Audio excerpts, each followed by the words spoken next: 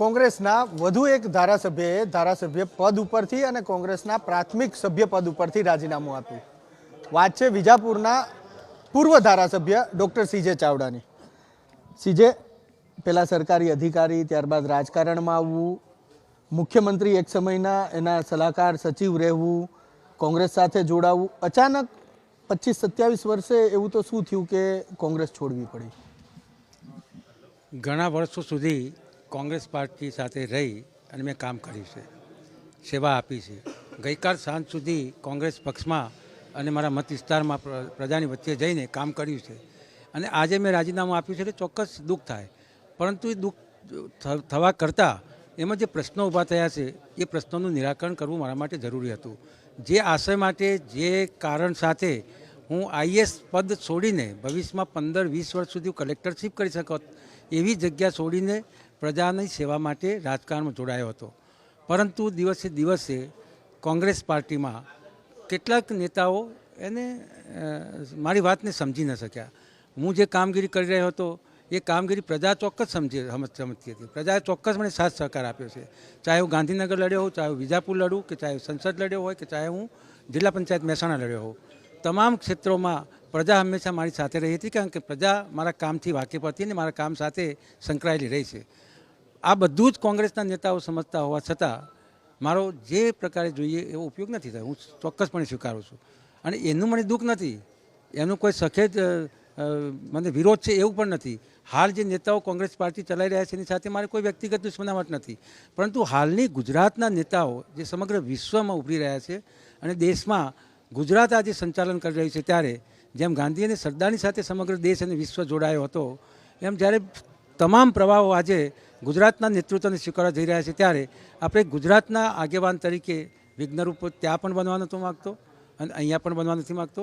સાથે રહીને, હંમેશા સાથે રહીને જ રાજકારણના પ્રવાહો સાથે રહીને જ ગુજરાતની પ્રજા સાથે રહીને હંમેશા મેં મારું રાજકારણ ચલાવ્યું છે.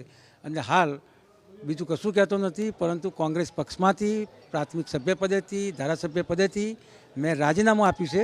મારી પ્રજા સાથેનો નાતો ચાલુ રહેશે અને પ્રજાના સેવાના કાર્યો પણ આજથી અત્યારથી જ ચાલુ રહેશે.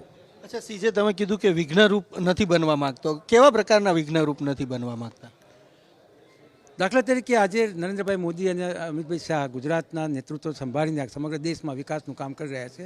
રામ મંદિરની પ્રતિષ્ઠા 22 તારીખ કરવા જઈ રહ્યા છે. ત્યારે હું જે પાર્ટીમાં હોઉં એ પાર્ટીના નિવેદનને અનુરૂપ મારે બોલવું પડે. એટલા માટે એક સાચા કાર્યમાં, સાચા પ્રવાહમાં વિરોધ કરવાની વાત આવે. બીજી બાજુ કોંગ્રેસ પાર્ટીના નેતાઓ જે રીતે રવૈયો અજમાવી રહ્યા હોય એમના વિરુદ્ધ હું બહાર ન બોલી શકું. હું એમને અંદર પેટે કહી શકું, બહાર ન બોલી શકું. એટલે બંને બાજુ જે વિઘ્નરૂપ થવાની શક્યતાઓ મારા મારફતે હતી એ દૂર કરી છે હાલ. સીજે, આ જે રામ મંદિરવાળી વાત છે એ તો આજની નથી. ત્યારેય તમે કોંગ્રેસમાં હતા જ્યારે રામ કાલ્પનિક નથી એવા પુરાવા કોંગ્રેસે માગ્યા હતા, એવી દલીલો કરી હતી. રામ સેતુના પુરાવા માગ્યા હતા, ત્યારેય તમે કોંગ્રેસમાં હતા. તો આ વખતે કેમ અચાનક લાગી આવ્યું? ત્યારે સુપ્રીમ કોર્ટમાં કેસ ચાલતા હતા. સુપ્રીમ કોર્ટનું જજમેન્ટ ના આવે ત્યાં સુધી કોઈ રવૈયા કે કોઈ વાત સાથે આપણે સંમત ન થઈ શકીએ. પણ સુપ્રીમ કોર્ટે જ્યારે નિવેદન આપી દીધું અને બંધારણને સ્વીકારી લીધું, ભારતની પ્રજાએ સ્વીકારી લીધું, સમગ્ર વિશ્વના લોકોએ સ્વીકારી લીધું, દરેક ધર્મના લોકોએ વાત સ્વીકારી લીધી, પછી એના વિશે ટીકા ટિપ્પણ કરવી વ્યાજબી નથી જણાતી. એટલા માટે સીજે, તમે કીધું કે પ્રજા તમારી, ચાહે ગાંધીનગર ઉત્તરની હોય, વિજાપુરની હોય, મહેસાણા જિલ્લા પંચાયત બેઠક તમે લડ્યા એ હોય, દરેક વખતે પ્રજા તમારી સાથે રહી છે. હાર જીત અલગ વાત છે, પણ પ્રજા તમારી સાથે રહી. તમે તો આજે પ્રજાનો દ્રોહ કર્યો, કારણ કે 5 વર્ષ માટે વિજાપુરના રાજા તમને બનાવ્યા હતા, ધારાસભ્ય એટલે રાજા ત્યાં. તમે અત્યારે વિજાપુરમાં જઈને કોઈ પણ પ્રજાને પૂછશો, અથવા તો મારા કોઈ પણ કોંગ્રેસના જે હાલ નેતાઓ છે એને પૂછશો, અથવા તો ભારતીય જનતા પક્ષના કોઈ પણ કાર્યકરને જેને પૂછશો, તો કોઈ વ્યક્તિ એક પણ નેગેટિવ નિવેદન આપે તો મને વિશ્વાસ છે કે નહીં આપે. એટલા માટે કે હું હંમેશા કોઈ નેગેટિવ રાજકારણ ખેલ્યું નથી, કોઈ કિન્નાખોરીવાળું રાજકારણ ખેલ્યું નથી. હું જે પક્ષમાં છું એ પક્ષને એક માધ્યમ તરીકે સ્વીકારીને, સેવા માટેનું માધ્યમ તરીકે સ્વીકારીને કામ કરતો રહ્યો છું. આજે કોંગ્રેસ પક્ષમાં હતો તો કોંગ્રેસ પક્ષને માધ્યમ તરીકે સ્વીકારીને મારી વ્યક્તિગત જે નિર્ણયો કે વ્યક્તિગત જે નીતિઓ હતી એ બાજુએ મૂકીને પણ પક્ષના નિવેદનો મુજબ કામગીરી કરતો રહ્યો હતો. પરંતુ હવે એ પ્રમાણે કામગીરી કરવું અઘરું હતું એટલે મેં છોડી દીધી છે.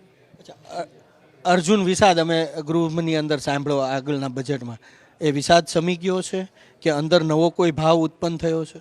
અર્જુન વિષાદમાં ખાસ કરીને મારી સમક્ષ જે બેઠેલા મંત્રીઓ હતા, મેં નામનો પણ ઉલ્લેખ કર્યો હતો, રાઘવજીભાઈ પટેલ, કુંવરજીભાઈ બાવળિયા, આ બધા જે નેતાઓ હતા એ કોંગ્રેસ પક્ષમાંથી ત્યાં ગયેલા હતા.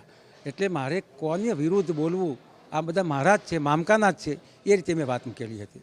ફરી એવી પરિસ્થિતિનું સર્જન થશે ને, જ્યારે ગૃહમાં જશો તમે, ફરી પેટા ચૂંટણી લડશો, જીતશો, ત્યારે ફરી આ અર્જુન વિષાદ નહીં આવે? ચોક્કસ આવશે, પણ સાચો રસ્તો બતાવનાર કૃષ્ણ તો મળશે ને. કોને માનો છો કૃષ્ણ? જે પરિસ્થિતિમાં જ્યારે ઉપસ્થિત થાય ત્યારે કહીશ. અત્યારે જે માહિતી છે એમાં તો અત્યારના તમારા કૃષ્ણ જયરાજસિંહ પરમાર હોય એવું લાગે છે. ના, કોઈ જયરાજસિંહ પરમારની કોઈ વાત નથી. અને જયરાજસિંહ પરમાર ઘણા સમય પહેલાં એ પણ પાર્ટીમાંથી એમની નારાજગીને કારણે પાર્ટી છોડીને ભારતીય જનતા પક્ષમાં જોડાયેલા છે અને એ એમની રીતે કામ કરે છે. સીજે ચાવડા હવે ધારાસભ્યના સ્વરૂપમાં જોવા મળશે કે સાંસદના સ્વરૂપમાં જોવા મળશે? સીજે ચાવડાના સ્વરૂપમાં જ જોવા મળશે. ધારાસભ્ય કે સાંસદ? એ હું હાલ જે પાર્ટી છોડી રહ્યો છું અને હજી બીજી કોઈ પાર્ટી જોઈન નથી કરી. એ જોઈન થયા પછી ચોક્કસ હું કહીશ. ક્યારે જોઈન કરવાના છો? હાલ એવું મેં હમણાં જ કહ્યું કે મારા મતદાતાઓ, મારા નેતાઓ, કોંગ્રેસના જે કાર્યકરો હતા જેમને રાજીનામા આજે આપ્યા છે, તમામને મળીને એ લોકો સાથે ચર્ચા વિચારણા કરીને જે નિર્ણય થશે એ નિર્ણય કરીશ.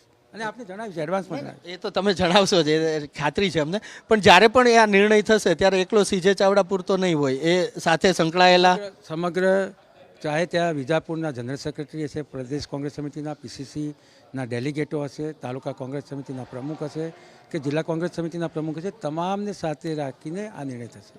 ખૂબ ખૂબ આભાર. સીજે ચાવડા સીધી રીતે નથી કહેતા, પણ આડકતરી રીતે તેમણે કહી દીધું કે વિજાપુરને કોંગ્રેસ મુક્ત કરશે. કેમેરામેન પિયુષ લેવા સાથે હિરેન રાજગુરુ, એબીપી અસ્મિતા, ગાંધીનગર.